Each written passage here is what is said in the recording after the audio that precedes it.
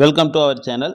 இந்த சேனலுக்கு நீங்கள் புதுசு அப்படின்னா சப்ஸ்கிரைப் பண்ணிக்கோங்க. மறக்காமல் பெல் பட்டனில் ஆல் அப்படின்னு கொடுத்துக்கோங்க. அப்போ தான் நாங்கள் கொடுக்குற நோட்டிஃபிகேஷன் உங்களுக்கு உடனுக்குடனே வந்து சேரும்.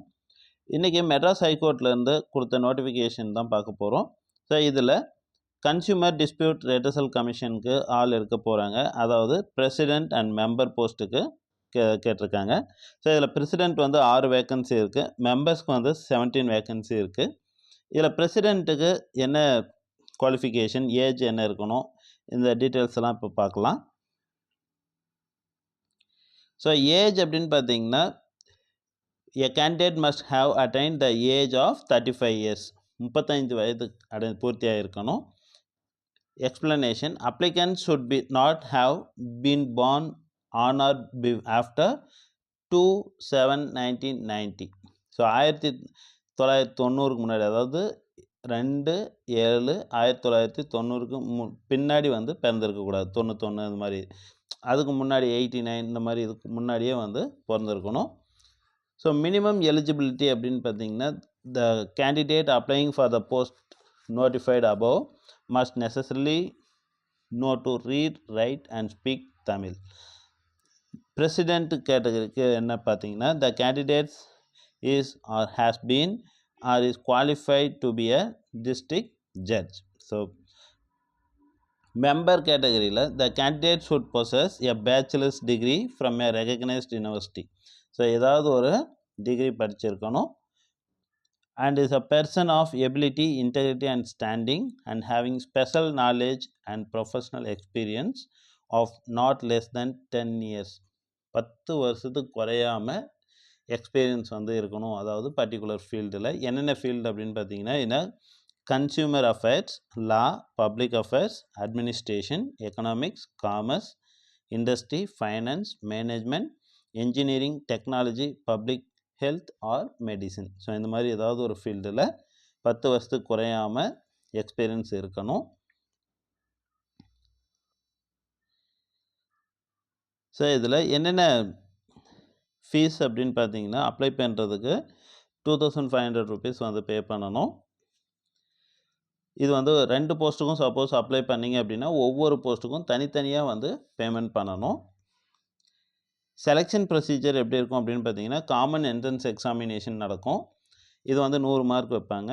அது இல்லாமல் வைவா வசி தனியாக வைப்பாங்க. ஸோ இது ரெண்டுலேயும் எவ்வளோ செக்யூர் பண்ணுறீங்களோ அதை பொறுத்து உங்களுக்கு வந்து ஜாப் கிடைக்கிறதுக்கு வாய்ப்பு இருக்குது. ஃபஸ்ட்டு வந்து பார்த்திங்கன்னா, காமன் ரிட்டன் எக்ஸாமினேஷன். இதுக்கு தனியாக சிலபஸ் கொடுத்துருக்காங்க. இந்த common written examination consist of 2 papers. So அது பார்த்திங்கன்னா, ஃபஸ்ட்டு பேப்பர் பார்த்திங்கன்னா general knowledge, current affairs, knowledge of constitution of India, knowledge of various consumers related laws as indicated in the schedule. So இது வந்து paper 1ல் இருக்கும். Objective type தான், ஓஎம்ஆரில் எழுதுகிற மாதிரி இருக்கும். மேக்ஸிமம் மார்க்ஸ்க்கு வந்து 100, 2 மணி நேரம் நடக்கும். பேப்பர் 2 வந்து 1 essay on topics chosen from issues on trade and commerce, consumer related issues or public affairs. இன்னொன்று 1 case study of a consumer case for testing the abilities of analysis and cogent drafting of orders. So இது வந்து descriptive டைப்பில் இருக்கும். இது வந்து கையில் தான் எழுதுகிற மாதிரி இருக்கும். Should be hand return. 100 மார்க்ஸ்க்கு வைப்பாங்க. இது வந்து 3 மணி நேரம் டைம் கொடுப்பாங்க.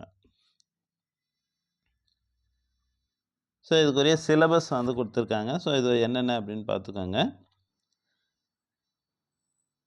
இது எங்கே எக்ஸாம் நடக்கும் அப்படின்னு பார்த்தீங்க அப்படின்னா, சென்னையில் தான் நடக்கும்.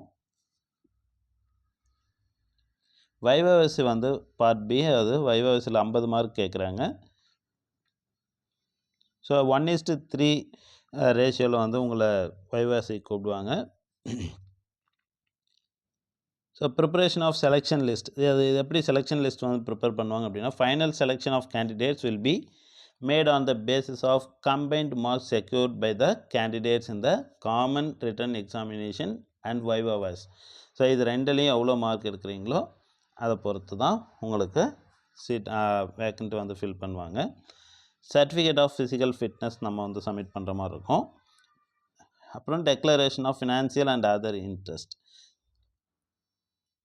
ஸோ கேண்டிடேட்ஸ்க்குரிய ஜென்ரல் இன்ஸ்ட்ரக்ஷன் கொடுத்துருக்காங்க, இதை ஃபுல் பண்ணிக்கோங்க, அப்படியே பார்த்துக்கோங்க.